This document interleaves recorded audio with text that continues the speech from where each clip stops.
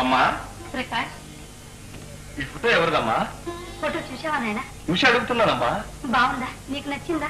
సరే సరే. ఫోటోనా? కాదు, ఆ పిల్ల. ఫోటోని చూసి పిల్ల నచ్చిందో లేదో ఎలా చెప్పగలనమ్మా? పోనీ చూడ్డానికి ఎలా ఉంది? అందరూ ఆడపిల్లలాగే ఉంది నాయనా. ఆ పిల్లని మీ అమ్మమ్మ చూసి వచ్చింది. ఓహో. బుద్ధివంతురాలట. అబ్బా. బిఏ చదువుతుందట. మంచి సాంప్రదాయమైన కుటుంబం. నీకు నచ్చితే వెంటనే పెళ్లి చేస్తాను అంట. అవును నాయనా.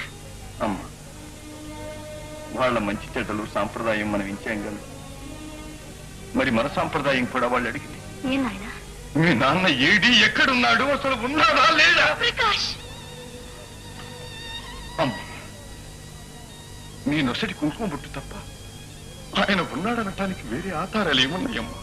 ప్రకాష్, నా జీవితంలో ఇతర సుఖాలకి ఆనందాలకి నోసుకోకపోయినా ఈ పసుపు కుంకుమ మాత్రం నా జీవితాంతం ఉంటుంది. అమ్మా, భగవంతుడి మీద భారం వేసి